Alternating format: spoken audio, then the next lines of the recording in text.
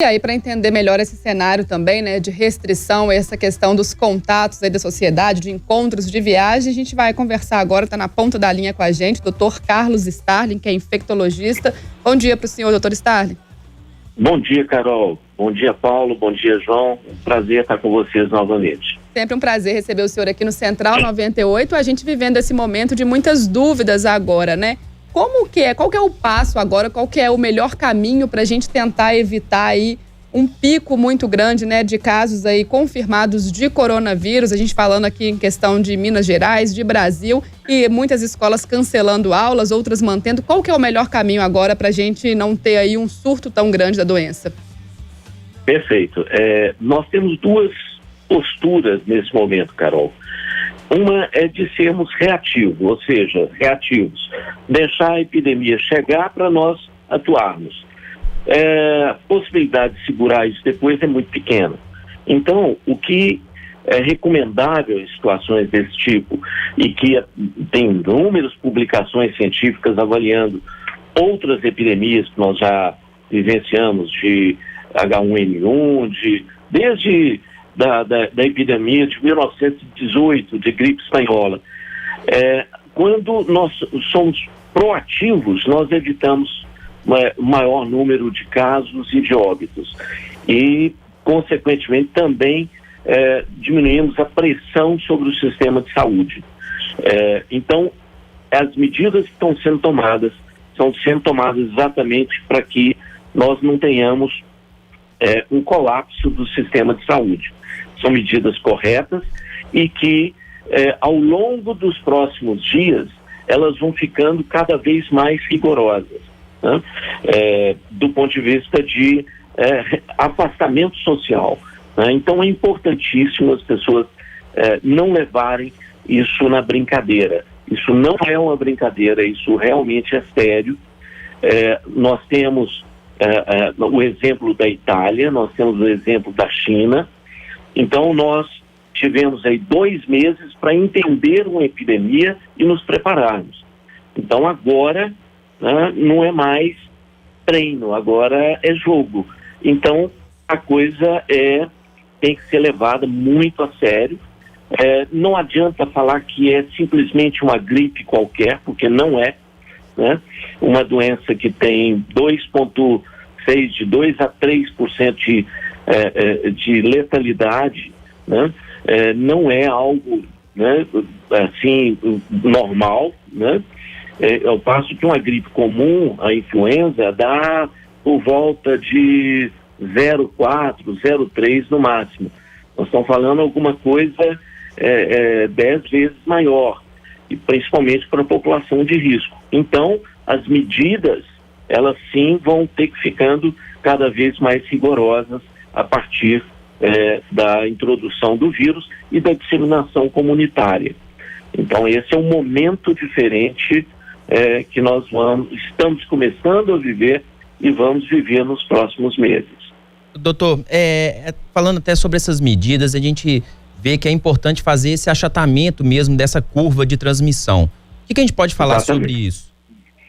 Bom, nós temos várias simulações, vários epidemiologistas fizeram simulações em Brasília, e nós fizemos a nossa aqui, né? Então, considerando os dados lá de Wuhan, né, e da forma como a doença se propagou, o período de incubação, o período de transmissibilidade, uma região metropolitana como a de Belo Horizonte, com 3 milhões de habitantes, né, se nós não fizermos nada, nós devemos ter uma projeção de 160 mil casos nos próximos 2 meses. E isso demandaria cerca de 8 mil leitos de terapia intensiva que nós não temos, né?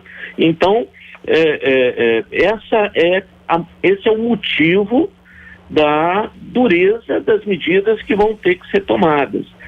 Agora, se nós conseguirmos diminuir essa incidência em 50% com as medidas que vão sendo tomadas, nós podemos ter, primeiro, alongar o período que a epidemia vai chegar no seu pico, vai passar para daqui uns 3 meses, e o número de casos cai muito, para aproximadamente 20 mil casos. Mesmo assim, nós precisaríamos de aproximadamente 1.500 leitos de terapia intensiva, mas só que ao longo de 4, 5, 6 meses, ou seja, é manejável, né? Apertado, porque nós já temos a nossa demanda normal, mas manejável. E reduziríamos o número de óbitos projetados para 60 dias, 90 dias, de 3.700 para 750, né? O que já é muito, é doloroso, né? Mas é factível. Se as pessoas ficarem atentas, se elas observarem as recomendações das autoridades, né? A restrição, a autorrestrição em domicílio, o trabalho em casa e as medidas de higiene que estão sendo amplamente divulgadas, nós podemos sim conseguir evitar o que está acontecendo na Itália hoje, né? Mas nós vamos ter que realmente ter um espírito cívico muito grande para podermos realmente enfrentar essa situação.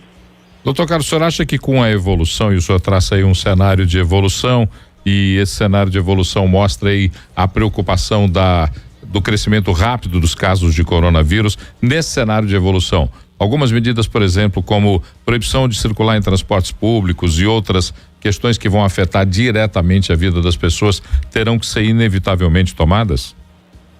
Provavelmente sim, né? Ao longo das próximas semanas, né? E essa epidemia tem essas características, né? De ter um quadro explosivo, porque vão tendo casos subclínicos e de repente isso aumenta rapidamente, né? Então nós temos que, de fato, já ter essas medidas planejadas antes, tanto da infraestrutura hospitalar quanto da infraestrutura de transporte. Não pode parar, mas tem que ter regras para circulação. Doutor Carlos, uma pessoa, né, que está com o teste positivo para coronavírus ou com um caso suspeito está na sua residência com a família, qual que deve ser o procedimento ali dessa pessoa com contato com os familiares, né? Porque muitas vezes não tem como isolar essa pessoa ali da casa, ela vai conviver com a família ali. Tem um procedimento a ser tomado para as pessoas não se contaminarem também? É mais complicado, dependendo inclusive do tamanho da casa, do domicílio, né? Se for uma casa que tiver tenha 2 cômodos, fica dificílimo, né, de controlar a dispersão desse vírus no ambiente. Porém, lavar as mãos com frequência, usar uma máscara ou usar uma proteção para tossir e espirrar, né?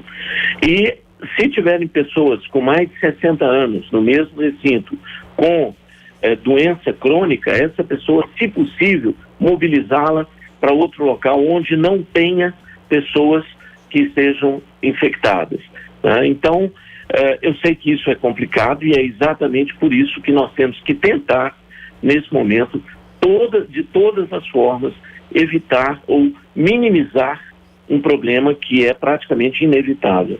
A gente tem falado muito ainda sobre o uso da máscara, né? Muitas pessoas ainda aí nos locais de grande aglomeração optando pelo uso da máscara para se prevenir contra o vírus. Eu acho que a gente tem que deixar bem claro, não é bem assim, né? As pessoas que não estão sintomáticas não precisam sair de máscaras às ruas, por exemplo. Não precisam, porque essa máscara ela perde a efetividade por muito pouco tempo, né? Em aproximadamente 2 horas. E nós não temos máscara para todo mundo, é preferível deixar para aquelas pessoas que estejam com sintomas, respiratórios, né? Ou se não, para utilização em hospitais. Isso é fundamental. Máscara para as pessoas andarem na rua, em ambiente aberto, não faz sentido. O que é importante é que essas pessoas, ao tocarem um ambiente externo, por exemplo, andarem no ônibus, né? Andarem em lugares públicos, tocarem, por exemplo, o corrimão, lembrarem, na primeira oportunidade, lavar as mãos com água e sabão ou friccioná-las em álcool gel, álcool 70%, e evitarem realmente se cumprimentar. Nesse momento, nós temos que manter o afastamento social, inclusive na forma de nos relacionarmos, né? Ou seja, de cumprimentar um ao outro. Não é frescura isso é real, né? O vírus é transmitido por via aérea e pelas mãos, né? E eventualmente um ambiente contaminado. Então, lavar as mãos com frequência, cumprimentar usando o cotovelo, a forma, ou simplesmente dando um tchau de longe, né? É mais seguro. Então, essas medidas simples, né? Elas são eficazes e devem ser tomadas por todos.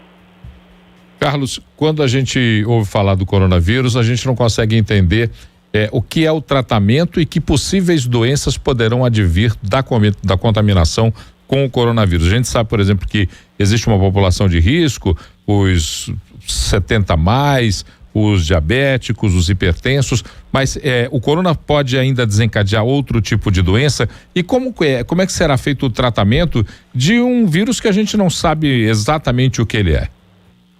Bom, o tratamento não existe, o tratamento específico para o vírus. Existem drogas que estão em pesquisa, mas nada ainda aprovado para uso durante essa epidemia. A vacina deve surgir, mas deve demorar por volta de 1 ano, no mínimo, né? Então, nós não temos um tratamento específico.